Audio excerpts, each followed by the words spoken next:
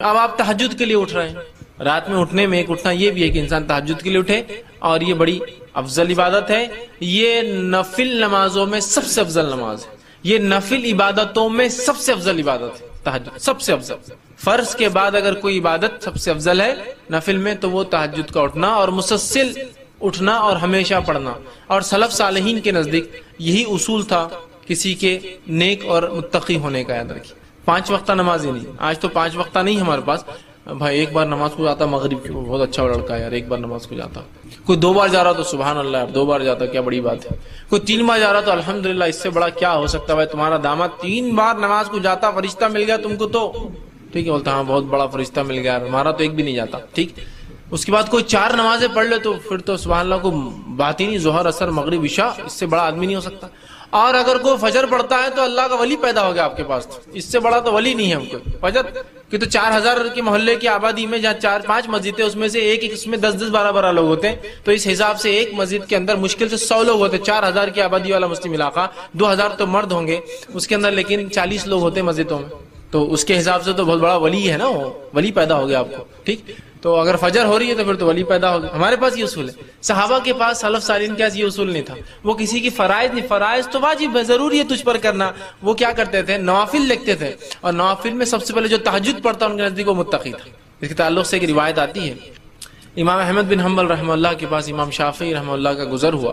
جب ان سے ملاقات ہوئی تو امام شافعی پہلے مرحلے میں تو ان کے استاد تھے. امام احمد جو تھے یہ جب سیکھ رہے تھے تو اس دور میں امام شافعی سے انہوں نے فن حدیث سیکھا، علم سیکھا حدیث کا. لیکن اس کے بعد جو دوسرا زمانہ آیا، مطلب جب امام شافعی چلے گئے ان کو سکھا کے، جب امام احمد بڑے ہو گئے کافی، تو اس کے بعد امام شافعی پھر ان کے پاس آیا اور کہا کہ اب میں تمہاری شاگردگی اختیار کرتا ہوں. اس لیے کہ امام احمد بن حنبل اصول حدیث میں بہت چوٹی اور مہارت تک پہنچ گئے تھے، تو جس کی بنیاد پر امام شافعی بعد میں آ کر ان سے پھر فن حدیث سیکھا. مطلب پہلے دور میں یہ ان کے استاد ہے اور دوسرے دور میں یہ ان کے استاد ہے. مطلب فرسٹ انسٹنس میں جس شاگرد نے اپنے استاد سے سیکھا، شاگرد اتنا آگے چلے گا علم میں کہ پھر استاد اگلی کلاس میں جو ایڈمیشن لیا تو پھر شاگرد سے سیکھنا پڑا اس کو.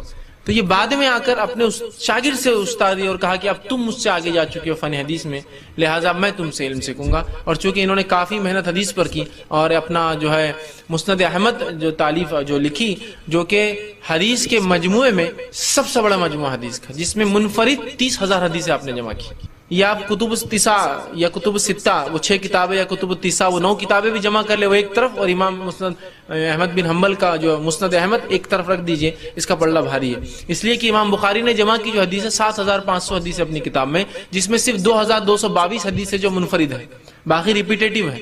ایک حدیث میں وضو کا بھی ذکر آ رہا، کپڑوں کا بھی ذکر آ رہا، طہارت کا، تو 3 جگہ آتی ہو، وضو کے بیان میں، کپڑوں کے بیان میں، طہارت کے بیان میں، ٹرپل ٹائم ریپیٹ ہو رہی ہو.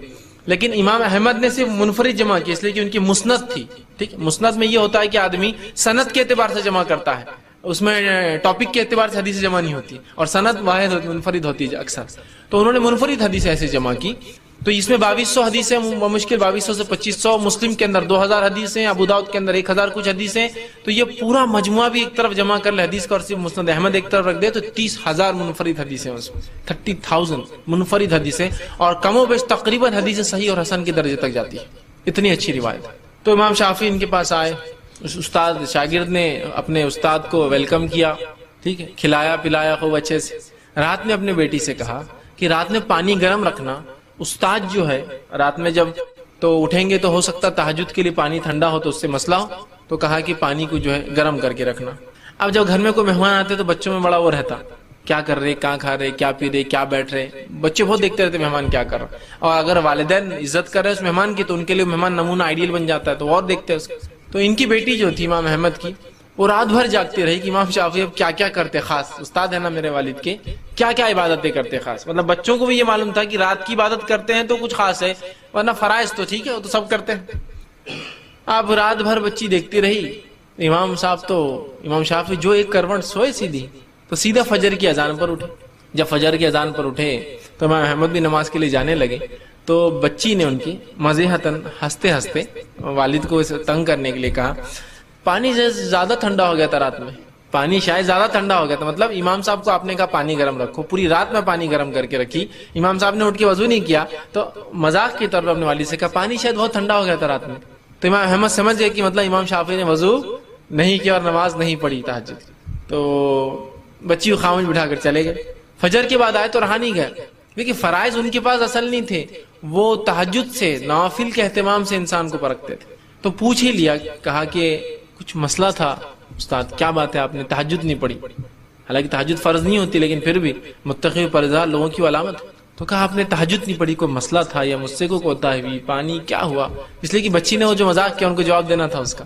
تو کہا نہیں ویسا نہیں تھا، جب میں رات میں تمہارے پاس کھانے کو بیٹھا تو میں مطمئن تھا کہ تمہارا کھانا حلال ہوگا، تو لہٰذا میں عام اعتبار سے جتنا کھاتا ہوں اس سے زیادہ کھا لیا، کہ میں مطمئن تھا کہ امام احمد بن حنبل کا رزق حلال ہوگا. جب میں جا کر بستر پر لیٹا اور ایک کرمٹ لیٹ گیا تو میرے ذہن میں ایک حدیث آ گئی، ایک روایت آ گئی آپ صلی اللہ علیہ وسلم کی، کہ وہ جو بدو آیا تھا، ایک اعرابی آیا اور مسجد نبوی میں داخل ہوا اور صحابہ بیٹھے تھے، جا کر پیشاب کر دیا. تو وہ میرے ذہن میں وہ بات آ گئی، وہ حدیث آ گئی، اور اس حدیث پہ میں غور کرتا رہا اور کچھ فقہی مسائل نکالتا رہا کہ اس سے کیا کیا باتیں اخذ ہو سکتی ہے، کیا کیا باتیں استنباط کر سکتے ہیں، نکال کر ہم بتا سکتے ہیں امت کو کہ یہ مسائل میں یہ کام ہو سکتا ہے. تو وہ مسئلے میرے ذہن میں آنے لگے. تو میں جب لیٹ گیا کرمٹ تو وہی حدیث میرے ذہن میں گھومتی رہی اور میں اس کو سوچتا رہا، اور اس ایک حدیث سے میں نے 70 مسائل رات بھر میں نکال لی. مطلب میرا ذہن اسی پہ چلتا رہا کہ کیا کیا نکل سکتا ہے، کہ پیشاب کسی کو تیز آئے تو نماز پڑھ سکتا ہے، اس لیے کہ وہ تیز آیا تھا، نماز پڑھی اور پھر پیشاب کر دیا. تو پتا چلا کہ وضو تھا تو اس نے سوچا ہوں میں باقی رکھتا ہوں. اسی طرح پتا چلا کہ کوئی پیشاب کر دے تو اسے روکنا نہیں چاہیے ورنہ روکنے سے ہو سکتا ہے اس کو تکلیف. اسی طرح پتا چلا اگر اسے روکا جاتا تو وہ بھاگتا تو پیشاب اور پھیل جاتا. تو غلاظت کم جگہ میں ہو رہی تو اس کو ہونے دیا جائے، بعد میں اس کو ہٹایا جائے، بعد میں پانی ڈالا جائے. ایسے مسائل نکالتے رہے ہو.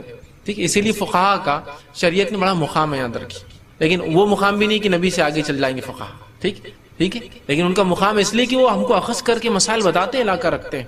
تو امام شافعی 70 مسائل نکالے اور کہا بس وہ اس میں ذہن لگا رہا، تھوڑی نیند لگی اور فجر کی اذان ہو گئی. آپ سمجھ رہے بات کو؟ تو یہاں اس واقعے میں پتا چل رہا ہے کہ ان کے پاس اصل چیز کیا تھی، تقوی کی علامتیں. 5 وقت فرض نماز اور موقعہ نہیں، رات میں پڑھتا ہے کہ نہیں پڑھتا ہے آدمی. ہمارے پاس تو بھائی کوئی دن میں کچھ نمازیں جو فرض پڑھ لے تو بڑا فرشتہ آدمی ہے، ان کے پاس نہیں. 5 تو فرض ہے، اس کے علاوہ کیا دیتا ہے؟ زکوٰۃ تو دینی ہے جی، اس کو نہیں رکھتے تھے وہ، اس کے علاوہ کیا خرچ کرتا ہے؟ روزے تو رکھنا ہے جی، رمضان کی سب رکھتے ہیں، اس میں کیا بڑی بات ہے؟ اس کے علاوہ کیا رکھتا ہے؟ یہ ان کے پاس تقوی اور ایمان کی علامتیں اور پیمانے تھے یاد رکھی. بہرحال تو رات میں نبی اکرم صلی اللہ علیہ وسلم اٹھتے. تو جب رات میں آپ تہجد کے لیے اٹھے تو اس کے لیے آپ صلی اللہ علیہ وسلم جب اٹھتے تہجد کے لیے تو آسمان کی صحیح بخاری کی روایت ہے، عبداللہ ابن عباس رضی اللہ عنہ فرماتے ہیں کہ میری خالہ میمونہ آپ صلی اللہ علیہ وسلم کی یہ بیوی تھی، ہماری امہات میں سے. ان کے پاس میں نے ایک بار کہا کہ میں آپ کے ساتھ سوؤں گا تاکہ نبی اکرم صلی اللہ علیہ وسلم کیا کرتے ہیں وہ بھی دیکھ لوں. تو جب میں رات میں سویا تھا تو آپ صلی اللہ علیہ وسلم رات کے تیسرے پہر، اس سے پہلے یا اس کے بعد کبھی تو بھی اٹھے، وہ بچے تھے لیکن ایگزیکٹ یاد نہیں، لیکن کبھی تو فجر سے پہلے کا وقت تھا جس کو ہم سحر کا وقت کہہ سکتے ہیں. اٹھے، اٹھ کر آپ نے آنکھوں کو ملا تاکہ نیند کو بھگا دے. اس کے بعد آپ باہر نکلے حجرے سے، آسمان کی طرف دیکھا اور سورہ آل عمران کی آخری 10 آیتیں تلاوت کی. اس کے بعد آپ نے وضو کیا، بڑے اچھے سے مشکی سے نکالی، پانی لیا اس میں سے اور بہت اچھے سے وضو کیا. وضو کر کے آپ کھڑے ہو گئے. تو اس روایت میں پتہ چلا آپ صلی اللہ علیہ وسلم رات تہجد کو اٹھتے تو آنکھ ملتے، تو نیند میں سے آپ اٹھے تو آنکھ ملے، اٹھ کر جاتے آسمان کی طرف دیکھ کر آخری 10 آیتیں پڑھتے اور اس کے بعد جو ہے آ کر وضو کرتے اور نماز پڑھتے. پھر وہ کہتے ہیں کہ جب آپ صلی اللہ علیہ وسلم نماز کو کھڑے ہوئے تو میں بھی وضو کر کے آیا اور آ کر رسول اکرم صلی اللہ علیہ وسلم کے الٹے طرف کھڑا ہو گیا. الٹے طرف، چھوٹے تھے پتہ نہیں ان کو، بچے تھے، آگے کھڑے ہو کے دیکھا آپ سن پڑھ رہے. تو رسول اکرم صلی اللہ علیہ وسلم نے اپنے سیدھے ہاتھ سے مجھے پکڑا اور اپنے سیدھے طرف لیا، چونکہ امام کے سیدھے طرف مقتدی ہوں اگر اکیلا ہے تو، الٹے نہیں. تو پتہ چلا نماز میں یہ چونکہ ضروری حرکت تھی اس لیے کہ وہ نماز غلط، ورنہ لوگ آگے ادھر کھڑے ہو جاتے پھر سمجھتے یہ امام ہے. تو آپ نے پکڑا اور ادھر لیا. تو اس سے پتہ چلا امام نماز میں بھی مقتدی کی اصلاح کر سکتا ہے اگر ضروری ہو اس طرح کی غلطی. دوسرا پتہ چلا نفل نماز جماعت سے ہو سکتی ہے. بہت سے لوگ پوچھتے نفل نماز جماعت سے ہوتی ہے کیا؟ تو یہ رات کی نماز آپ سے پڑھے تھے، عبداللہ ابن عباس آ کے جماعت بنا لی، پیچھے سے آئے خاموشی سے کھڑے ہو گئے. پھر وہ کہتے ہیں میں کھڑا رہا. آپ صلی اللہ علیہ وسلم اتنی لمبی نماز پڑھی کہ سورہ بقرہ پڑھ لی، سورہ آل عمران پڑھ لی، تو میں خاموشی سے نکلا جا کے سو گیا. مطلب کھڑے بھی ہوا، لگا کہ میں پڑھ لوں گا، اتنا لمبا پڑھا کہ میں وہاں سے نکلا اور جا کے پھر سو گیا. جب فجر ہوئی تو آپ نے مجھے جگایا اور جگا کر میرا کان پکڑا اور کہا کہ عبداللہ ایسا کرتے کہ پہلے تو نماز کو آئے، کھڑے ہوئے اور پھر چلے بھی گئے بیچ میں سے توڑ کے. مسکراتے मतलब सिर्फ हंसी के लिए, ये नहीं कि उनको सजा दी, मुस्कुराते हुए कान पकड़ा और कहा कि ऐसा करते हैं नमाज में, मतलब आए तुम पहले खड़े हुए, गलत खड़े हो गए, फिर इधर से आए और फिर जाके सो गए और मैं फिर सो गया. तो इसमें देखिए कितनी बातें पता चली कि एक तो आप उठकर रात में तहज्जुद पढ़ते हैं और आसमान की तरफ, तो आप तहज्जुद को उठते हैं तो आसमान की तरफ देखकर आप ये पढ़ सकते हैं. इस तरह की आसमान ना देख सके ऐसा खवातीन घर से बाहर नहीं निकल सकती तो बहरहाल आप वहीं पढ़ ले वैसा, लेकिन ये सुन्नत है आप पढ़ना और उसके बाद फिर आप तहज्जुद को खड़े होते थे. ठीक, तो ये इस तरह से जो हम अगर उठते हैं तो करें. इसी तरह अगर आप सुबह उठते हैं, समझ लीजिए किसी ने एक सवाल किया था, रात के आखिरी हिस्से तहज्जुद में जो भी दुआ मांगी जाए वो कबूल होती है. तहज्जुद की नमाज पढ़कर ही दुआ मांगी जाए तो ही वो कबूल होती है, या अगर इस वक्त हमारी नींद बेदार हो जाए मगर नमाज पढ़ने के बजाय अपनी जगह पर लेटे हुए या बैठे हुए ही बगैर वजू के दुआ की जाए तो क्या वो दुआ कबूल होती है? देखिए सबसे पहली चीज़, आगे उन्होंने फिर लिखा तहज्जुद की नमाज पढ़ने का बेहतरीन वक्त कौन सा है? रात के 3 बजे से आखिरी हिस्सा रात का शुरू होता है, तो किस वक्त पढ़ना ज़्यादा बेहतर है? अगर हम अपने बेड पर जा नमाज बिछाकर नमाज पढ़े तो क्या ऐसा पढ़ सकते हैं?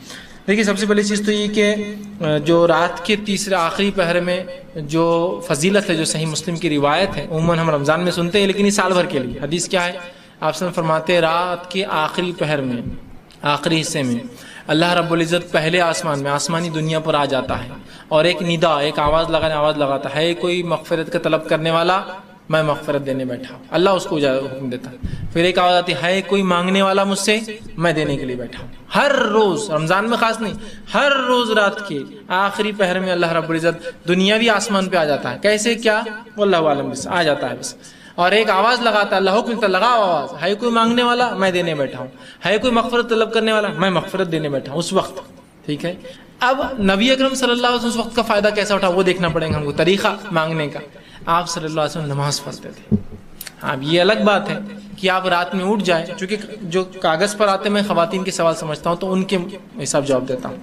अगर आप रात में उठ जाए और आपकी हालत ऐसी ना हो कि आप नमाज पढ़ सकती हो फ़र्ज़, या कोई भी नमाज पढ़ने की हालत ना हो, तब मैं कह सकता हूँ फिर आप दुआ कर ले, उस रात के वो हिस्से का फ़ायदा उठा ले दुआ की शक्ल में. लेकिन अगर आप आम हालत में, जब आप पाक होते हैं तो फिर तो आपको नमाज पढ़ना, इसलिए कि आप सल्लल्लाहु अलैहि वसल्लम दुआ की और नमाज पढ़ कर की. तो हम नमाज पढ़ेंगे, इसलिए कि इबादत के बाद अगर नमाज या कोई काम किया दुआ करें तो ये बहुत अच्छा मौका होता है और एक वो वसीला बन जाता है वो इबादत आपकी दुआ के लिए. याद रखिए, तो आप तहज्जुद पढ़िए, इसलिए कि उठकर नमाज पढ़ने में जो मशक्क़त है उस मशक्क़त का बदला भी अल्लाह देता है. उठकर नमाज पढ़िए, उस नमाज के पढ़ने के बाद आप दुआ कीजिए, ये ज़्यादा बेहतर और अफजल, और यही तरीक़ा नबी अकरम सल्लल्लाहु अलैहि वसल्लम मिलता है. सिवाय इसके कि आप ऐसी हालत में ना हो नमाज पढ़ने की, तो आप रात में उठ जाए, नींद में हो तो दुआ कर ले, इसलिए आखिरी पहर है. लेकिन असल तरीक़ा तो यही कि तहज्जुद पढ़ें.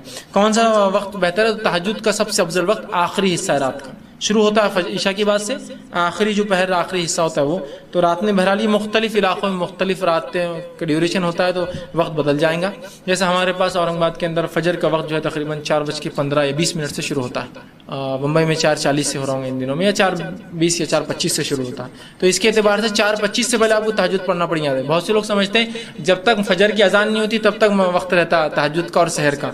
हमारे पास फजर की अजान, फजर के वक्त से आधा घंटा पौन घंटा के वित्र के ताल्लुक से, वित्र कब पढ़े, वित्र कितनी नकात पढ़े, वित्र का तरीक़ा क्या है, क़ुनूत नाज़िला कब पढ़नी चाहिए, क़ुनूत का तरीक़ा क्या है, क्या क़ुनूत के बगैर नमाज होती या नहीं होती, वित्र को सोना क्या ज़रूरी है या बगैर सोए के वित्र हो जाती. मतलब तहज्जुद की बात, चूँकि वित्र पढ़ते हैं, तहज्जुद के ताल्लुक से बहुत सारे सवाल आते हैं कि तहज्जुद के लिए सोना क्या ज़रूरी और फ़र्ज़ है. और बहरे क्या जिसको बहुत बहुत ज़्यादा लोगों के सवालात थे. तो इंशाअल्लाह अज़ीज़ उन सवालात को हमने सबको जमा किया और आज इंशाअल्लाह अज़ीज़ हम आपके सामने जो है मैं आपके सामने वित्र के ताल्लुक से और तहज्जुद के ताल्लुक से कुछ बातें रखूँगा. हम पहले वित्र देखेंगे फिर तहज्जुद. उसकी वजह ये है, हालांकि वित्र कोई ज़रूरी नहीं कि ईशा की बात पढ़ी जाए, ये कभी भी पढ़ी जा सकती है ईशा से लेकर फजर तक. लेकिन उमूमन हम देखते हैं हमारे इलाकों में, हिंदुस्तान, पाकिस्तान, बांग्लादेश में लोग वित्र ईशा की बात पढ़ते हैं. तो मैं पहले वित्र की मसाइल रख देता हूँ क्योंकि इसको उमूमन लोग पढ़ते हैं, और उसके बाद इंशाअल्लाह कुछ बातें तहज्जुद के ताल्लुक से आपके सामने रख दूंगा ताकि वो बातें भी हमारे सामने इंशाअल्लाह आ जाएं. ठीक, तो आइए हम सबसे पहले वित्र की नमाज की फजीलत देखते हैं कि वित्र की नमाज की क्या फजीलत है. वित्र वैसे कहते हैं ऑड को, मतलब किसी चीज़ को जो इवन हो, जिसको कहीं जुफ्त हो, اس کو طاق کر دینا، مطلب ایون کو آڈ کر دینا. جیسے کہ ہم نماز پڑھ رہے ہیں رات میں، اور نماز ہم پڑھتے ہیں 2 4 اس طرح سے ہوتی ہے، 2 2 2 2 جب ملتی جائیں گی تو اس کے بعد وہ ایون نمبر ہو جاتا ہے، ٹھیک ہے، جفت ہوتا ہے. تو اس کو طاق کرنے کے لیے، آڈ کرنے کے لیے جو ایک رکعت پڑھی جاتی ہے اس کو وطر کہا جاتا ہے، یاد رکھیے، ٹھیک ہے. تو بہرحال وطر جو ہے ایک مستقل عبادت ہے اور ایک مستقل نماز ہے. بہت سارے لوگوں کو یہ غلط فہمی ہوتی ہے کہ وطر جو ہے عشاء کا ایک حصہ ہے، اس لیے میں بات رکھا ہوں. تو وطر کوئی عشاء کا حصہ نہیں ہے، وطر ایک مستقل نماز ہے، ایک مستقل عبادت ہے جو نبی اکرم صلی اللہ علیہ وسلم کیا کرتے تھے، اور آپ پر یہ عبادت فرض بھی تھی، یاد رکھیے، امت پر فرض نہیں. تو آپ یہ عبادت وہ کرتے تھے اور مستقل کرتے تھے، شہر میں ہو، سفر میں ہو، اور ہمیشہ جو ہے آپ اس نماز کو پڑھا کرتے تھے. تو وطر ایک مستقل عبادت ہے، اور اس عبادت کو ہمیں چاہیے کہ ہم جو ہے کوشش کریں کہ ہم کریں، اور یہ عشاء کا حصہ نہیں ہے، یاد رکھیے. عشاء کے ساتھ بھی پڑھی جا سکتی ہے لیکن پارٹ آف عشاء نہیں. جیسا بہت سارے لوگ اگر کوئی وطر پڑھ کے نہیں گیا تو بولتا ہے عشاء پڑھے اور وطر نہیں پڑھے آپ نے تو عشاء بھی قبول نہیں ہوتی. اس لیے کہہ رہا ہوں وطر ایک مستقل الگ عبادت ہے، عشاء کی نماز ایک الگ عبادت ہے، یاد رکھیے. لیکن عموماً ہمارے پاس وطر کے بعد، معاف کرنا، عشاء کے فوراً بعد وطر پڑھ لیتے ہیں، ملاتے ہیں، تو ایسا لگتا ہے جیسا کہ یہ اس کا حصہ، جبکہ وہ اس کا حصہ نہیں. یاد رکھیے نبی اکرم صلی اللہ علیہ وسلم نے ارشاد فرمایا، اور یہ جو ہے جامع ترمذی اور جو ہے سنن دارمی کی روایت، آپ نے فرمایا اور کہا اللہ تعالیٰ نے ایک نماز کے ذریعے تمہاری مدد فرمائی ہے اور وہ نماز وطر ہے، اسے عشاء اور طلوع فجر کے مابین بیچ میں پڑھا کرو.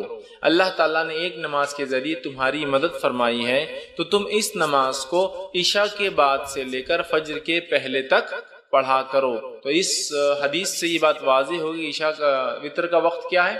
عشاء کے بعد سے لے کر فجر کے پہلے تک. یہ کس کا وقت ہے؟ وطر کی نماز پڑھنے کا وقت ہے. اور وطر کی نماز کے ذریعے اللہ رب العزت نے مسلمانوں کی کیا کی؟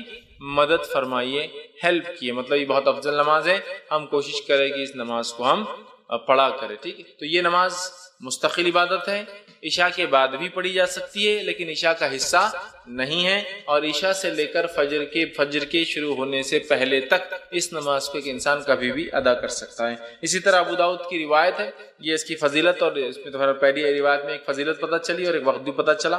دوسری ایک روایت جو ابو داؤد کی، ترمذی کی اور نسائی میں بھی یہ روایت آتی ہے، اس حدیث کے الفاظ اس طرح سے، نماز وطر تمہاری جو ہے، حضرت علی رضی اللہ عنہ فرماتے ہیں، اور ان کا قول اور بعد میں حدیث بھی اس کے اندر ہے، وہ فرماتے اور کہتے ہیں نماز وطر تمہاری فرض نمازوں کی طرح حتمی تو نہیں، وطر کی نماز تم لوگوں کے لیے فرض تو نہیں جیسا کہ فرض نمازیں ہیں. پھر وہ کہتے ہیں لیکن اللہ کے رسول صلی اللہ علیہ وسلم نے اپنایا، اور اس کو عمل کیا، اس کو پڑھا اور فرمایا اللہ وطر طاق ہے، اللہ وطر ہے، طاق ہے، آڈ ہے، اور آڈ کو پسند کرتا ہے. واللہ وطر ویحب الوطر، اللہ آڈ ہے اور آڈ کو پسند کرتا ہے. اللہ آڈ مطلب اللہ ایک ہے اور آڈ ڈیجٹس کو پسند کرتا ہے. اس لیے نبی اکرم صلی اللہ علیہ وسلم کا عمل اگر آپ دیکھیں تو آپ اکثر عمل کو آڈ کرتے تھے، 1 3 5، یہاں تک کہ آپ کھانے میں ویسے ہی کرتے تھے. کھجور کھاتے تو 1 کھاتے، 1 سے زائد ہوتے تو 3 کھاتے، 3 سے زائد کھاتے تو 5 کھاتے. چونکہ آڈ نمبرز کی خصوصیت یہ ہے کہ جب اس کو ڈیوائیڈ کیا جاتا ہے تو اس کا ریمائنڈر ہمیشہ 1 ہوتا ہے. تو اللہ چونکہ آڈ ہے، 1 ہے، تو وہ پسند کرتا ہے. تو اس نے فرمایا، حضرت علی فرماتے ہیں کہ آپ یہ نماز کو فرض تو نہیں ہے، حضرت علی کے قول خود واضح ہے، لیکن آپ کو فرماتے ہیں کہ رسول اللہ صلی اللہ علیہ وسلم فرمایا اللہ وطر ہے، طاق ہے. پھر فرمایا اور اکائی طاق کو محبوب رکھتا ہے، پسند کرتا ہے.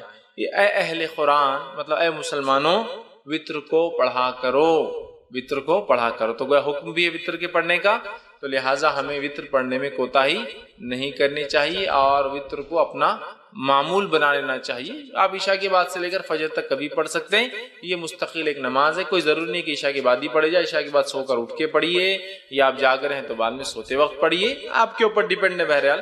تو یہ کوئی وہ نہیں ہے کہ آپ عشاء کے ساتھ ہی پڑھیں، لیکن عشاء کے بعد سے لے کر فجر تک، فجر کے پہلے تک آپ اس کو کبھی بھی پڑھ سکتے ہیں. اسی طرح جو ہے ابو داؤد کی، نسائی کی اور جو ہے ابن حبان، دارقطنی اور دیگر حدیثوں میں جو الفاظ آتے ہیں اس میں سے ایک لفظ یہ الوتر حق، وطر حق ہے، مطلب وطر ضروری ہے، وطر کو پڑھا کرو، بلا وجہ چھوڑا نہ کرو، تاکید ہے. دوسری کی روایت میں فرمایا اور کہا الوتر حق علی کل، وطر حق ہے ہر مسلمان کے اوپر. مطلب اے مسلمانوں، وطر تم پر حق ہے، جتنا ہو سکے وطر کو पढ़ा करो। तीसरी रिवायत ने फरमाया रखा अलवित्रु हक वलैसा बिवाजिब, वित्र हक है, जरूरी है, लेकिन वाजिब नहीं है।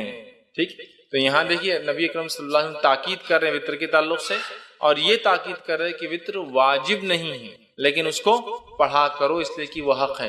तो ऊपर की रिवायतों में जो हक है कि अल्फाज बार बार आ रहे हैं, इससे ये बात वाज़ेह कि वित्र बड़ी अहम नमाज है, बिला वजह से छोड़ना नहीं चाहिए। कोशिश करना चाहिए कि इसको जितना हो सके उतना पढ़ा जाए, लेकिन ये बात याद रख लीजिए नमाज वाजिब नहीं, चूंकि आप समझ खुद हदीस है वित्र हक है लेकिन ये जो है वाजिब नहीं है, जरूरी नहीं है। और ये बात मैं इसलिए भी रख रहा हूँ कि बहुत सारे लोग ये समझते हैं कि अगर वित्र ना पढ़े ईशा की बात तो ईशा नहीं हुई, इसलिए भी रख रहा हूँ। वित्र एक मुस्तकिल अलग इबादत है, लेकिन वो ईशा के साथ पढ़ी जा सकती है, लेकिन वो ईशा का पार्ट नहीं है। उसके ना पढ़ने से ईशा में कोई कमजोरी नहीं आती है। ठीक है, ये बताना मेरा मकसूद था। तो वित्र को पढ़ना चाहिए, ये हक है, ये जरूरी है, बहुत अहम है, लेकिन याद रखिए वाजिब नहीं है। तो लिहाजा जो शख्स इस्तिताअत रखता हो जरूर कोशिश करे कि वित्र की नमाज को भी वो अदा करे। इसी तरह जो है अबू दाऊद और मुस्तदरक हाकिम की रिवायत है, नबी अकरम सल्लल्लाहु अलैहि वसल्लम फरमाया का वित्र हक है, और जो शख्स वित्र नहीं पढ़ता है वो हम में से नहीं। मतलब इस वित्र की अहमियत, वित्र की नमाज की अहमियत बताते हुए नबी अकरम सल्लल्लाहु अलैहि वसल्लम क्या फरमा रहे, वित्र को पढ़ा करो इसलिए कि हक है, और जो वित्र ना पढ़े वो हम में से नहीं है। मतलब ये हुआ कि बिला वजह वित्र को नहीं छोड़ना चाहिए, बिला वजह वित्र में कोताही नहीं करना चाहिए। जितना हो सकता है उतना कोशिश करके वित्र को जरूर हम लोग पढ़े, लेकिन ये नमाज वाजिब नहीं है। इंशाल्लाह आगे मैं इसकी तफसीलात रखूंगा। खुद ऊपर की एक रिवायत में वजाहत बिल्कुल हो गई कि वह हक है लेकिन वाजिब नहीं है, लेकिन वो इतनी अहम नमाज है कि जोर देने के लिए, एम्फसाइज करने के लिए नबी करीम सल्लल्लाहु अलैहि वसल्लम वो हक है बोलकर जो वित्र ना पढ़े वो हम में से नहीं, मतलब बिला वजह वित्र की नमाज को छोड़ने वाला हम में से नहीं, मतलब वो गलत काम करता है। उसे चाहिए कि वित्र को अदा किया करे अगर ताकत इस्तिताअत सहूलत हो तो। इसी तरह जो है नबी अकरम सल्लल्लाहु अलैहि वसल्लम फरमाते, ये तबरानी की दारक़ुतनी की रिवायत आपने फरमा कहा, मुस्नद अहमद में भी ये रिवायत आती है, और आपने फरमा रखा 3 चीजें मेरे लिए फर्ज है, तुम्हारे लिए ततव्वा का लफ्ज यानी सुन्नत है। 3 चीजें मेरे लिए वाजिब है, फर्ज है, मैं इसको करता हूँ, और तुम्हारे लिए ये चीज जो आप फरमाते सुन्नत है। क्या क्या है? कुर्बानी, आपने फरमाया कुर्बानी नबी की फर्ज थी, हमारे लिए सुन्नत है। दूसरा फरमाया नमाज वित्र, नमाज वित्र नबी करीम सल्लल्लाहु अलैहि वसल्लम के लिए फर्ज थी, हमारे लिए सुन्नत है। और तीसरा फरमाया फजर के पहले की 2 रकातें, फजर की 2 रकात नमाज, ये दूसरों पर आपने फरमाया सुन्नत है, मतलब ततव्वा है, लेकिन मेरे लिए ये चीज़ों को अल्लाह ने वाजिब कर दिया, फर्ज कर दिया। तो इससे भी वित्र की अहमियत पता चलती है कि कितनी हमें। इसी तरह जो है नबी अकरम सल्लल्लाहु अलैहि वसल्लम का जो मामूल था वो ये था, आप वित्र की नमाज को कभी नहीं छोड़ते थे। आपको यहाँ तक के सफर में भी वित्र की नमाज पढ़ते हुए देखा गया। मतलब वित्र की नमाज को नबी अकरम सल्लल्लाहु अलैहि वसल्लम ने अपना मामूल बना दिया था। और आप सफर में भी, हालांकि सफर में कसर होता है, जमा भी हो सकती है, नमाजें मिलाई भी जा सकती है, 2 नमाजें फजर अपने वक्त पर, जोहर असर एक साथ पढ़ सकते हैं आप, चाहे जोहर के वक्त में चाहे असर के वक्त में, मगरिब ईशा एक साथ पढ़ सकते हैं, चाहे मगरिब के वक्त में चाहे ईशा के वक्त में। तो गोया 3 वक्त में 5 नमाजें होती है, और उसमें भी खसर का आपको मौका है, मतलब नमाजें हाफ हो जाती है। फजर 2 की 2 रकात होती है फर्ज, जोहर की 4 की 2 हो जाती है, असर की 4 की 2 हो जाती है, मगरिब की 3 होती है, और ईशा की 4 की 2 हो जाती है। मतलब फर्ज में भी खसर है, लेकिन नबी अकरम सल्लल्लाहु अलैहि वसल्लम ने उस हालत में भी जो है वित्र को पढ़ा, वित्र को पढ़ा। तो वित्र की नमाज इससे पता चलता है बड़ी अहमियत के हामिल है। अब वित्र की नमाज क्या है, इसका हुक्म क्या है? सुन्नत है, वाजिब है, मौकेदा? जैसे हमारे पास जो उमन चलन है वो वाजिबुल वित्र बोलते हैं। वो क्यों? वो जो हदीस मैंने इससे पहले आपके सामने रखी कि जो वित्र ना पढ़े वो हम में से नहीं है, तो इससे पता चला रही है तो बहुत अहम है, वरना मुसलमान नहीं हो।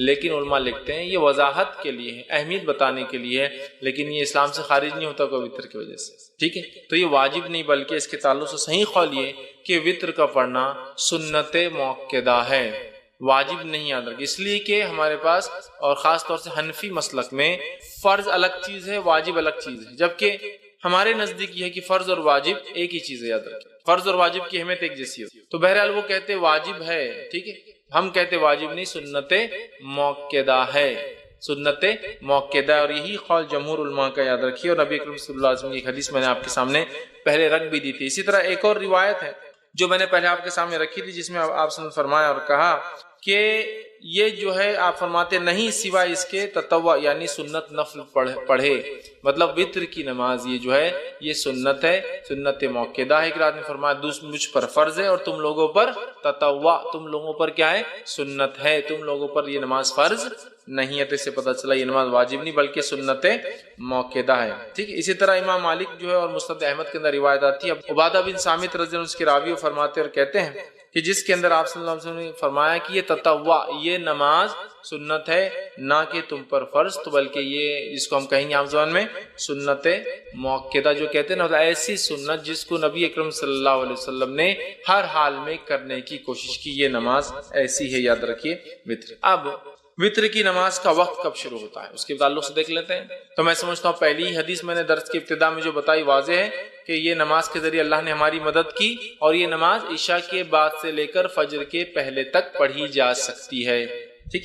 تو اس کا وقت شروع ہوتا ہے عشاء کے بعد سے فجر کے طلوع مطلب سورج مطلب فجر کے شروع ہونے سے پہلے تک، مطلب اس کو عام زبان میں کہوں تو عشاء کے بعد سے سحر کے وقت کے ختم ہونے تک، چونکہ سحر کا وقت ختم ہوتا ہے تو فجر شروع ہو جاتی ہے، تو اس کا وقت رات میں عشاء کے بعد سے لے کر سحر کے شروع ہونے کے پہلے تک ہے۔ تو ہم لوگ کوشش کریں کہ اس عمل کو جو ہے اگر ہم کرنا چاہتے ہیں تو عشاء کے بعد سے لے کر فجر کے پہلے تک کر سکتے ہیں۔ ابو داؤد، ترمذی اور ابن ماجہ کی روایت ہے، آپ صلی اللہ علیہ وسلم فرمایا اور کہا اسے نماز عشاء اور طلوع فجر کے مابین پڑھو۔ عشاء کے بعد اور طلوع فجر کے شروع ہونے کے بیچ میں کہیں آپ اس نماز کو پڑھ سکتے ہیں، یاد رکھیں، ٹھیک ہے۔ اسی طرح جو ہے آپ صلی اللہ علیہ وسلم فرماتے ہیں، اور صحیح بخاری اور صحیح مسلم کی متفقہ علیہ روایت آپ نے فرمایا اور کہا نبی اکرم صلی اللہ علیہ وسلم رات کے ہر حصے میں نماز وتر ادا فرمائی، ابتدائی حصے میں بھی، وسط شب میں بھی، اور رات کے آخری حصے میں بھی۔ اور یہ روایت حضرت عائشہ سے ہے کہ حضرت عائشہ فرماتی کہ آپ صلی اللہ علیہ وسلم وتر کی نماز عشاء کے بعد بھی پڑھتے تھے، اس کے بعد سے لے کر نماز رات کے کسی بیچ کے حصے میں بھی پڑھتے تھے، اور اس کے علاوہ رات کے آخر حصے میں بھی پڑھا کرتے تھے۔ تو اس سے پتہ چلا کہ وتر کی نماز عشاء کے بعد سے لے کر فجر کے پہلے تک کبھی بھی پڑھی جا سکتی ہے، اور نبی اکرم صلی اللہ علیہ وسلم نے عشاء کے بعد سے لے کر فجر کے پہلے تک پڑھا۔ اسی طرح ایک دوسری روایت صحیح بخاری اور صحیح مسلم کی آپ نے فرمایا اور کہا، اور آپ صلی اللہ علیہ وسلم نے جن دنوں میں وفات پائی، مطلب یہ روایت بھی عائشہ فرماتی اور کہتی ہے اس روایت میں کہ جن دنوں میں نبی اکرم صلی اللہ علیہ وسلم وفات پائی ان دنوں میں آپ آخری حصے سحر کے وقت وتر کو پڑھا کرتے تھے۔ اس سے کیا پتہ چلا؟ آپ صلی اللہ علیہ وسلم عشاء کی بعد بھی پڑھتے، بیچ میں پڑھتے، اور آخر وقت میں، لیکن آپ نے کیا کیا؟ اس کو آخر وقت میں اللہ کے رسول اس کو سحر کے وقت پڑھا کرتے تھے۔ اسی طرح جو ہے نبی اکرم صلی اللہ علیہ وسلم کا جو ہے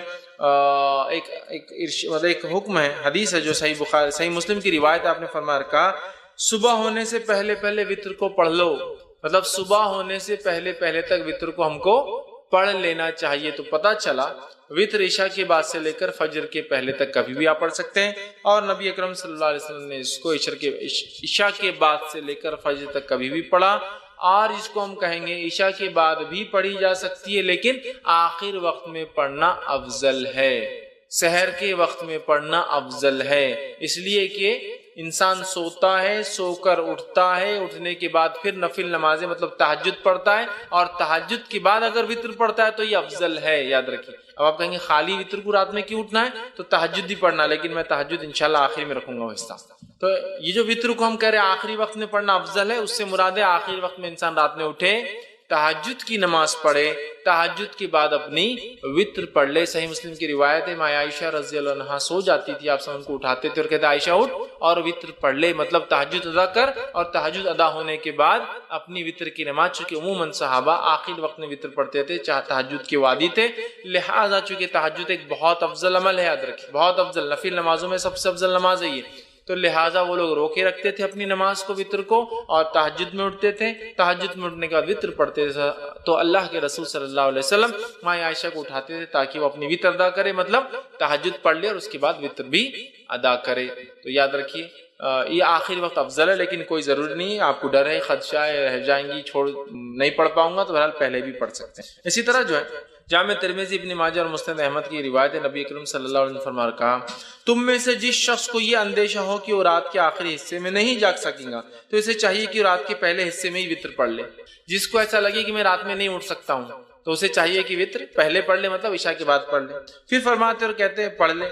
اور جسے آخر رات میں قیام کا شوق ہو اور طمع ہو کہ وہ کرے، قیام کرے، اس کو شوق ہو، اس کو لگا ہو، اسے چاہیے کہ وہ رات کے آخری حصے، جس کو ڈر ہو یا میں اٹھ نہیں پاؤں گا، شک ہو رہا ہے، یا میں روز پڑھتا ہوں تہجد لیکن آج جاگا بہت دیر تک تو اٹھ نہیں پاؤں گا، یا پھر میں روز بھی نہیں اٹھ پاتا ہوں تہجد کے لیے، بس عشاء ہو جاتی ہے، فجر کو اٹھتا ہوں تو بیچ میں نہیں اٹھ پاؤں گا، تو پھر وہ عشاء کی بات پڑھ لے۔ ایسا نہیں جس کو شوق ہے، رات کی نماز پڑھنا چاہتا ہے، تہجد پڑھنا چاہتا ہے، تو پھر کیا کرے، وہ وطر کو روکے رکھے، تہجد کے بعد اس کو ادا کرے۔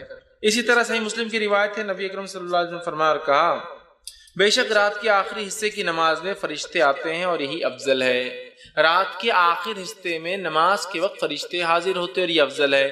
تو پتہ چلا تہجد کو آخر وقت میں پڑھنا، آخر وقت میں پڑھنا، سحر کے وقت پڑھنا، فجر سے پہلے پڑھنا افضل ہے، اور اسی طرح وطر کو بھی سحر سے پہلے، سحر کے آخر وقت میں پڑھنا یا رات کا آخری حصہ تیسرا پہر ہوتا ہے جس سے فجر پھر شروع ہو جاتی ہے، اس کے بعد اس سے پہلے پڑھنا افضل ہے، چونکہ اس وقت فرشتے حاضر ہوتے ہیں۔ تو اسی سے میں نے کہا افضل تو آخر حصے میں ہے، لیکن عشاء کے بعد بھی فوراً اسے ادا کیا جا سکتا ہے، یاد رکھیں فوراً ادا کیا جا سکتا ہے۔ اسی طرح جو ہے صحیح بخاری اور صحیح مسلم کی ایک روایت ہے، ابو ہریرہ رضی اللہ عنہ فرماتے اور کہتے ہیں، میرے خلیل مطلب نبی اکرم صلی اللہ علیہ وسلم، خلیل مطلب بہت جگری گہرا دوست، تو فرماتے ہیں میرے خلیل نبی اکرم صلی اللہ علیہ وسلم مجھے خاص طور پر 3 باتوں کی وصیت فرمائی ہے، 3 باتوں کی مجھے تاکید کی۔ پہلا، میں ہر مہینے کے 3 روزے رکھوں، ایام 20 کے روزے جو کہ 13، 14 اور 15 تاریخ چاند کے حساب سے اس کے روزے رکھوں، یہ آپ نے ان کو تاکید کی تھی، چاند کی جو ہے 13، 14 اور 15 تاریخ کو میں روزے رکھوں۔ اسی طرح آپ نے فرمایا اور کہا صلاۃ الضحیٰ یعنی چاشت کی 2 رکعتیں نماز پڑھوں۔ اسی طرح فرماتے اور کہا یہ کہ سونے سے پہلے میں وطر پڑھ لیا کروں، مطلب سونے سے پہلے پڑھ لیا کروں، مطلب انسان سونے سے پہلے وطر پڑھ سکتا ہے، اور ہم جانتے ہیں وطر رات کی آخری نماز ہوتی ہے اور تہجد کے بعد ہوتی ہے، تو لہٰذا کوئی انسان بغیر جاگے، بغیر سوئے بھی تہجد پڑھ سکتا ہے۔ یہ جواب ہے۔ بہت سے لوگ بولتے ہیں نا تہجد کے لیے سونا ضروری ہے، افضل ہے سو کر اٹھ کر پڑھنا، اس لیے کہ اٹھنا، مشقت کرنا، وضو کرنا، ٹھنڈا اور گرم پانی کا مسئلہ ہوتا ہے رات میں، پھر بھی کرنا یہ افضل ہے، لیکن ضروری نہیں ہے، یاد رکھیں۔ بہت سے لوگ بولتے ہیں ارے تم تو سوئی نہیں تو تہجد کیسے پڑھیں گے؟ آپ نے کیا فرما رہے ابو ہریرہ رضی اللہ عنہ کو کہ سونے سے پہلے وطر پڑھ لینا، مطلب اگر تم سونے کا ڈر ہو کہ صبح نہیں اٹھ پاؤں گے تو وطر پڑھ کر سونا، اور صحابہ ظاہر سی بات ہے تہجد کی بھی عادی تھے، یہ تو کوئی جلدی بھی پڑھ سکتا ہے تہجد، یاد رکھیں، یا پھر بغیر سوئے کی بھی رات بھر جاگ لیا کسی کاز کی، کسی وجہ سے، ریزن کی وجہ سے، تو پھر میں تہجد پڑھ کر سو سکتا ہوں، ٹھیک ہے۔ اب ایک انسان نے تہجد کی نیت، مطلب مثال کے طور پر آج اس نے ارادہ کیا کہ میں سو جاتا ہوں، اس لیے کہ تہجد کا ارادہ نہیں۔ اب اگر رات کے آخر حصے میں نیند جاگ گئی، سمجھ لیجئے رمضان کے مہینے میں عموماً ہم لوگ وطر کا بھی اہتمام تہجد کا بھی کرتے ہیں، اب یہ سوچا کہ رات میں تو وطر پڑھ لی اور سو گیا، اب تہجد میں اٹھا تو وطر تو آخری نماز ہونا چاہیے رات کی، وطر نماز آخری ہونا چاہیے رات کی، تو اب میں کیا کروں؟ کیا میں ڈبل وطر پڑھوں رات میں اٹھ کے؟ مطلب میں نے وطر پڑھا اور سو گیا۔ بہت سے لوگ سوال کرتے ہیں ہم وطر پڑھ کے سو جاتے ہیں، پھر کیا کریں؟ تو وطر پڑھ کر اگر آپ سو گئے ہیں اور رات میں نیند ہوشیار ہو جائے اور تہجد پڑھنا چاہے تو آپ صرف تہجد پڑھیں گے، وطر کو آپ ڈبل نہیں پڑھیں گے، اس لیے کہ ایک رات میں 2 وطر نہیں ہو سکتی ہے۔ اس تعلق سے آپ سن کی حدیث ہے، ابو داؤد جامع ترمذی اور نسائی کی جو ہے سنن نسائی کی روایت ہے، آپ نے فرمایا کہا ایک رات میں 2 وطر نہیں ہوتی۔ دوسری کی روایت نے فرمایا جو کہ بخاری کی حدیث فرمایا رات کی اپنی آخری نماز وطر کو بناؤ، وطر کو رات کی آخری نماز بناؤ، مطلب وطر تہجد کے بعد پڑھی جانا چاہیے، لیکن اگر کوئی شخص اس ڈر سے وطر پڑھ کر سو جائے کہ میں صبح شاید نہیں اٹھ پاؤں گا اور سو جائے اور پھر نیند ہوشیار ہو جائے تہجد کے وقت، تو اسے وطر کو نہیں پڑھنا ہے، صرف تہجد پڑھنا ہے۔ لیکن کوئی انسان اس کو روز کا معمول نہ بنا دے کہ روز تہجد پڑھتا ہے لیکن وطر پڑھ کے سو جاتا ہے پھر تہجد کرتا ہے، روز کا معمول نہیں۔ اگر میں روز اٹھ کر تہجد پڑھنے کا عادی ہوں تو پھر میں وطر کو اپنی آخری نماز بناؤں گا۔ ایک غلط فہمی جو ہوتی ہے ہندوستان پاکستان میں یہ بھی ہے کہ اس کو عشاء کا حصہ سمجھتے ہیں، تو عشاء کے بعد پڑھ کے سو جاتے ہیں، پھر تہجد میں اٹھتے ہیں، تہجد پڑھ کے پھر اس میں ایک وطر پڑھتے ہیں، کیونکہ حدیث میں نا 11 رکعتیں پڑھتے تھے تو پھر کیا کرتے؟ پھر سے ایک وطر پڑھتے۔ تو ایک رات میں 2 وطر نہیں ہوتی، وطر کو آخری نماز بنانا ہے۔ تو جس کو ڈر ہے کہ صبح نہیں اٹھ پائیں گا اور وہ پڑھ کر سو جائے اور اٹھ جائے کبھی کبھار تو وہ تہجد پڑھ لے سکتا ہے، لیکن روز جو تہجد پڑھتا ہے وہ شخص جو اپنے وطر کو روکے رکھیں گا، پھر رات میں اٹھیں گا، تہجد ادا کریں گا، تہجد کی ادا کرنے کے بعد پھر وہ اپنی وطر کی نماز کو ادا کریں گا۔ اس بات کو ہم یاد رکھیں چونکہ اسے آخری نماز بنانا چاہیے۔ اور اگر کوئی سو جائے پڑھ کر اٹھ جائے تو پھر وطر دہرانے کی ضرورت نہیں ہے، صرف وہ تہجد کی نماز پڑھ لے۔ ایک غلط فہمی یہ بھی ہوتی ہے کہ وطر پڑھ کے سو گئے، نیند ہوشیار ہوئی، تہجد نہیں پڑھ سکتے، بولے وطر آخری تھی نا، اب اکاؤنٹ کلوز ہو گیا تو تہجد بھی نہیں پڑھتے۔ ویسا نہیں ہے، کبھی کبھار آپ اٹھ جاتے ہیں، موقع ہے تو پڑھ لیجئے، وطر کو آپ کو پھر دہرانے کی لیکن ضرورت نہیں، یاد رکھیے۔ اب اسی طرح میں روز اٹھتا ہوں، رات میں تہجد پڑھتا ہوں، یا آج میں نے نیت کی کہ میں تہجد میں اٹھ کے وطر پڑھوں گا، تو میں نے وطر کو اٹھا کے بازو رکھ دیا آج رات، اب میں سو گیا، اب جب اٹھا تو فجر کی اذان ہو گئی، مطلب فجر ہو گئی، اب کیا کروں؟ تو کیا میری وطر کی قضا ہوگی؟ چلو تہجد تو چلے گی، چھوڑو، چونکہ تہجد کا مسئلہ نہیں، لیکن وطر تو بڑی اہم نماز تھی۔ تو یاد رکھیے وطر کی نماز ایک ایسی نماز ہے جس کی قضا نبی اکرم صلی اللہ علیہ وسلم ثابت ہے، چونکہ آپ اتنا پڑھتے تھے، کثرت سے پڑھتے تھے، ہمیشہ پڑھتے تھے، سفر میں پڑھتے تھے، گھر پر پڑھتے تھے، کہ آپ نے اس کی قضا بھی کی۔ اور اس تعلق سے ایک روایت ہے جو ابو داؤد، مستد احمد اور جو مستدرک حاکم کی حدیث، آپ نے فرمایا جو شخص وطر سے سویا رہ جائے، مطلب ارادہ تھا اٹھ کے پڑھوں گا لیکن سو گیا، روز پڑھتا تھا سو گیا، یا آج نیت کر کے وطر نہیں پڑھی کہ تہجد پڑھوں گا اور میں سو گیا، تو آپ فرماتے ہیں جو شخص وطر سے سویا رہا، سو جائے یا بھول جائے، اب یاد ہی نہیں رہی آج وطر پڑھا نہیں پڑھا، مطلب جاگتا تو رہا لیکن بھول گیا، بھول جائے تو وہ انہیں صبح کے وقت یا پھر جب یاد آ جائے پڑھ لے۔ تو پھر وہ شخص اسے صبح کے وقت اور جب یاد آ جائے، حالانکہ وطر کب پڑھنا ہے؟ صبح سے پہلے، فجر سے صبح چالو ہو جاتی ہے، فجر سے پہلے پڑھنا ہے، لیکن جو شخص سویا رہا یا بھول گیا وہ کیا کرے؟ وطر کو صبح پڑھ لے یا جب یاد آ جائے جب پڑھ لے۔ اس سے پتہ چلا وطر کی نماز کی قضا ہو سکتی ہے، لیکن روز کا معمول نہیں ہو سکتا ہے، جیسے روز فجر چھوٹتی تو اسی قضا کرتے، وطر روز چھوڑ کے نہیں ہو سکتا ہے، لیکن اگر چھوٹ جائے آدمی کی، آج ارادہ کر کے سویا تھا کہ تہجد پڑھوں گا، وطر چھوڑ دیا تھا، تو پھر صبح نیند ہوشیار ہونے کے بعد وطر پڑھ لے، چاہے فجر میں اٹھے وقت ہو تو پڑھ لے، پھر فجر کی نماز پڑھے، یا فجر کا وقت ہے تو پھر فجر پڑھ لے، اور اس کے بعد سورج نکلنے کا اگر نکلنا شروع ہوگا تو انتظار کرے، اور نکلنے کے بعد صبح میں پڑھ لے۔ تو اس سے پتہ چلا وطر کی نماز کو قضا بھی کیا جا سکتا ہے، لیکن معمول نہ ہو، بلکہ جو ہمیشہ پڑھتا اور چھوٹ جائے تو، ورنہ آپ جو ہمیشہ ہی کریں گے اس کی قضا ویسا نہیں، یہ فرائض میں سے نہیں، یاد رکھ، ٹھیک ہے۔ لیکن میں نے آج نیت کیا کہ وطر پڑھوں گا، مطلب تہجد پڑھوں گا، وطر پڑھوں گا، یا میں روز تہجد پڑھتا ہوں اور وطر پڑھتا ہوں اور آج بھول گیا، تو اس کی قضا ہو سکتی ہے، یاد رکھ، ٹھیک ہے۔ اب آئیے وطر کی رکعتیں کتنی ہیں، وطر کی نماز سے کتنی رکعتیں ہوں؟ تو وطر کی نماز صحیح بخاری اور صحیح مسلم کی روایت ہے، اب سنن نسائی ہے، مستدرک حاکم ہے، بیہقی ہے، اور اتنی ساری حدیثیں آتی ہیں جس کے اندر آپ صلی اللہ علیہ وسلم سے وطر کی نماز 1 رکعت، وطر کی نماز 3 رکعت، وطر کی نماز 5 رکعت، وطر کی نماز 7 رکعت اور وطر کی نماز 9 رکعت ثابت ہے، اور کچھ روایتوں میں وطر کی نماز 11 رکعت اور 13 رکعت بھی ثابت ہے، لیکن زیادہ مشہور اور معروف چیز جو ہے وہ 1 رکعت، 3 رکعت، 5 رکعت، 7 رکعت اور 9 رکعت معروف ہے، لیکن کچھ علماء نے 11 بھی ثابت کی ہے اور 13 بھی ثابت ہے، لیکن اس میں تھوڑا سا شبہ یہ ہے کہ وہ 11 تہجد کے ساتھ تھی اور 13 تہجد کے ساتھ فجر کی 2 تھی، اس لیے میں وہ نہیں لے رہا ہوں، لیکن 9 رکعت تک تو بالکل ثابت ہے۔ لیکن ہمارے پاس چلن کس چیز کا ہے؟ کیا چیز مشہور اور معروف ہے؟ ہم لوگوں کے پاس جو ہے 3 رکعت مشہور اور معروف، کوئی ایک پڑھ لے تو بھی وہ خارج ہو جاتا ہے، مطلب دھکے پر لوگ اسلام سے خارج ہو جاتے ہیں، مسلک سے خارج ہو جاتے ہیں، بے دین ہو جاتے ہیں۔ 1 رکعت بھی ثابت ہے، لیکن 3 معروف، لیکن 3 ضروری نہیں، یاد رکھیے، 1 بھی، 3 بھی، 5 بھی، 7 بھی اور 9 رکعتوں تک پڑھ سکتے ہیں۔ اب آئیے ایک کے بعد ایک ہم دیکھتے ہیں یہ نماز، اس کی دلیل اور اس کے بعد اس کا طریقہ، یہ 1 کیسی پڑھیں گے، 3 کیسی پڑھیں گے، 5 کیسی پڑھیں گے، 7 کیسی پڑھیں گے اور 9 رکعت کیسے پڑھیں گے، ٹھیک ہے۔ جو آدمی کی جیسی سہولت، صحت، حالات کے اعتبار سے 1 پڑھے، 3 پڑھے، 5 پڑھے، 7 پڑھے، 9 پڑھے، ٹھیک ہے۔ یہ تہجد کی رکعتوں کے علاوہ ہے۔ تہجد کی رکعتیں کتنی؟ انشاءاللہ تہجد پورا الگ سے ایک چیپٹر ہے، وہ لوں گا جب بتاؤں گا۔ اب آئیے 1 رکعت کے تعلق صحیح بخاری اور صحیح مسلم کی روایت ہے، نبی اکرم صلی اللہ علیہ وسلم رات کی نماز جو ہے 2 رکعتیں کرتے تھے، اور جب جو ہے آپ نے فرمایا تمہیں صبح ہونے کا اندیشہ ہو تو اسے 1 رکعت کر لو، مطلب آپ صلی اللہ علیہ وسلم فرمایا اور کہا، جب آپ سے پوچھا گیا تو آپ نے فرمایا رات کی نماز 2 رکعتیں کر کے ہیں، مطلب 2 کر کے پڑھنا چاہیے۔ پھر آپ نے فرمایا جب تمہیں صبح ہونے کا ڈر ہو تو کیا کرو؟ پھر 1 رکعت ادا کر لو۔ تو اس سے پتہ چلا 1 رکعت بھی وطر پڑھی جا سکتی ہے۔ اسی طرح ابو داؤد، سنن نسائی اور سنن ابن ماجہ کی روایت ہے، آپ صلی اللہ علیہ وسلم نے وطر ہر مسلمان کا حق کہا، مطلب ثابت ہے، کرنا چاہیے۔ جو شخص 5 رکعتیں پڑھنا چاہے وہ 5 پڑھ لے، جو شخص 3 پڑھنا چاہے پسند کر 3 پڑھ لے، اور پھر جو صرف ایک ہی وتر پڑھنا چاہے تو وہ ایک ہی پڑھے۔ اس حدیث میں کتنے لفظ آگے؟ 5 پڑھنا چاہے 5 پڑھے، 3 پڑھنا چاہے 3 پڑھے، ایک ہی پڑھنا چاہے تو ایک ہی پڑھے۔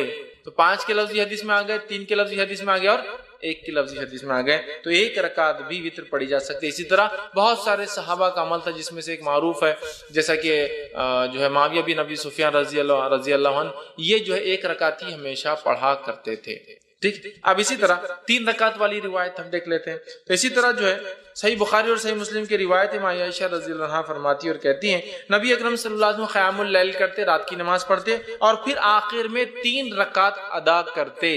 ٹھیک، 3 رکعت ادا کرتے اور 3 رکعت وتر پڑھتے قیام اللیل کے بعد۔ تو اس روایت میں آ گئے 3 کے الفاظ، تو 3 پڑھی جا سکتی۔ اسی طرح صحیح مسلم کی، جامع ترمذی کی اور سنن نسائی کی روایت آپ نے فرمایا، حضرت عائشہ فرماتی ہیں قیام اللیل کرتے، پھر آپ نے 3 وتر پڑھتے تھے، مطلب آپ سے پہلے قیام اللیل کرتے، اس کے بعد 3 وتر پڑھتے تھے، تو یہاں 3 کے لفظ آ گئے۔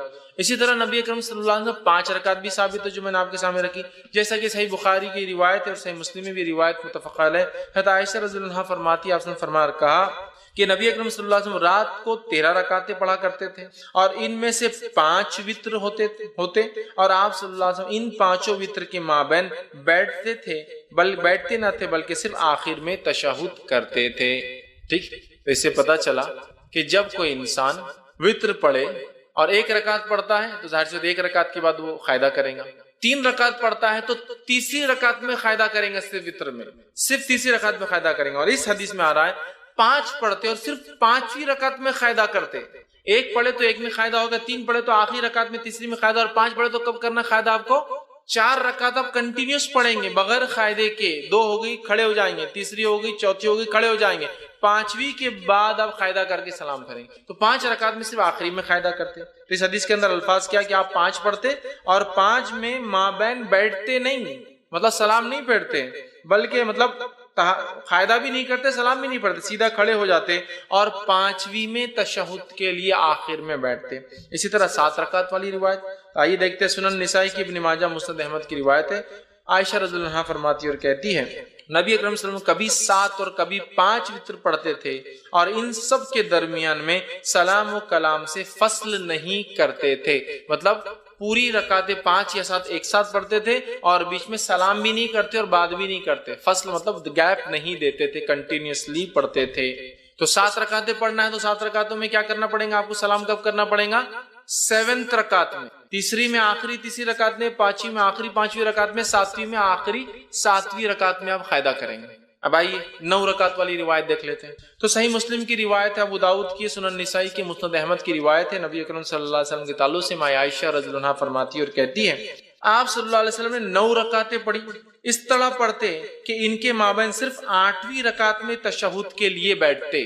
تو پتہ چلا 9 رکعت پڑھنے کا طریقہ تھوڑا سا الگ ہے باقی سے۔ 3 رکعت میں تیسری رکعت میں قاعدہ، 5 رکعت میں 5ویں رکعت میں قاعدہ، 7 رکعت میں 7ویں رکعت میں قاعدہ، 9 رکعت میں 8ویں رکعت میں قاعدہ، پھر کھڑے ہو کے 1 رکعت اور پھر 9ویں رکعت میں قاعدہ۔ 9 رکعت والی وتر اگر آپ پڑھتے ہیں تو 8 کنٹینیو پڑھیں گے، 8ویں رکعت میں قاعدہ کریں گے، پھر کھڑے ہوں گے، سلام نہیں پھیریں گے، پھر 9ویں رکعت پڑھ کے 9ویں رکعت میں قاعدہ، مطلب 9 رکعت میں 2 قاعدے ہیں، 7 رکعت میں 1 قاعدہ، 5 رکعت میں 1 قاعدہ، 3 رکعت میں 1 قاعدہ، 1 رکعت میں تو 1 ہی قاعدہ ہوگا ظاہر سی بات ہے، لیکن 9 رکعت والی نماز میں 8ویں میں قاعدہ اور 9ویں میں 1 قاعدہ۔ تو آپ یہ نماز کو 9 رکعت تک پڑھ سکتے تھے۔ میں اس کے آگے اور بھی روایتیں نہیں رکھوں گا آپ کے سامنے، 11 اور 13 کی، تھوڑا سا اس میں کنفیوز بھی ہوتا ہے، لیکن 9 رکعت تک بالکل علماء کے بغیر کسی اختلاف کے اتنی باتیں ثابت ہے۔ لیکن اس سے زائد بھی کوئی پڑھتا ہے تو اس کو برا نہیں کرنا، چونکہ اس میں اختلاف ہے اور بہت سارے آثار ملتے ہیں کہ ایسا صحابہ نے کیا۔ ٹھیک ہے، تو 9 رکعت کا طریقہ میں نے آپ کو 9 رکعت تک ہم نے دیکھ لیا۔ اب وتر کی جو ہے ادائیگی کا طریقہ کیا ہوگا، اس کو کیسے ادا کیا جائے گا؟ ٹھیک، تو وتر کو ادا کرنے کا طریقہ یہ ہے کہ آپ رات میں اٹھیں گے اور تہجد پڑھیں گے، چونکہ یہ نماز وتر کی بات ہو رہی ہے، رات کی نماز کی بات ہو رہی ہے۔ ٹھیک، اور وتر کی نماز جو ہے قیام اللیل کی بعد آپ سے پڑھتے ہیں، تہجد کی بات پر، تو آپ رات میں اٹھیں، اٹھنے کے بعد 2، 4، 6 یا 8 رکعتیں آپ نماز پڑھیں گے، 2 کر کے، 2 یا 4 یا 6 یا 8 رکعت نماز پڑھیں گے۔ ان نمازوں کے بعد 1 یا 3 یا 5 یا 7 یا 9 رکعت وتر پڑھیں گے. ہوگی بات ختم. یہ طریقہ ہے. پہلے آپ تہجد کے لیے اٹھیں گے, تہجد کی نماز پڑھیں گے جو کہ 2 یا 4 یا 6 یا 8 رکعت زیادہ سے زیادہ. یہ پڑھنے کے بعد آپ 1 رکعت یا 3 رکعت یا 5 رکعت یا 7 یا 9 رکعت وتر پڑھیں گے. یہ اس کا پڑھنے کا طریقہ ہے. یاد رکھیے, طریقہ یاد رکھیے, اور یہی یاد رکھیے, درست چیزیں یاد رکھیے کہ ہم جو ہے اس طرح سے اس نماز کو ادا کریں تہجد کے بعد. اب جو سب سے مشہور طریقہ ہے وتر کا وہ 3 رکعتیں ہیں جو ہمارے پاس بھی چلتا ہے, تو اس کو تھوڑا سا اور ڈیٹیل میں جاتے ہیں. سب سے مشہور طریقہ جو وتر کا ہے وہ 3 والا ہے. وہ کیوں؟ حضرت عائشہ کی وہ روایت یاد کیجئے موطا امام مالک کی کہ نبی اکرم صلی اللہ علیہ وسلم رمضان یا غیر رمضان 11 رکعتوں سے زیادہ نہیں پڑھتے تھے. تو 11 رکعت میں 8 رکعت تہجد کی اور 3 رکعت وتر کیا. تو 3 پڑھنا سب سے مشہور طریقہ ہے. اب یہ 3 پڑھنے کا طریقہ کیا ہے؟ اس طریقے سے اس 3 رکعت کو پڑھنے کے 2 طریقے ہیں. میں سمجھو آپ زیادہ کنفیوز نہیں ہو رہے ہیں, ہر چیز کلیئر کرتے ہو جا رہے ہیں. 3 رکعتوں کو پڑھنے کے 2 طریقے. 2 طریقے کیا ہیں؟ 2 سلام سے 3 رکعت یا 1 سلام سے 3 رکعت. تھوڑا اس کو اور وضاحت کرتا ہوں. 2 سلام اور 2 قاعدے سے 3 رکعت یا 1 سلام اور 1 قاعدے سے 3 رکعت. طریقہ بتاتا ہوں. پہلا طریقہ, آپ نماز وتر کے لیے کھڑے ہوئے, آپ نے تکبیر کہی, ہاتھ باندھ لیا. اب آپ نماز پڑھتے ہیں 2 رکعت. 2 رکعت نماز ختم ہونے کے بعد قاعدہ کرتے ہیں. قاعدے کے بعد اب السلام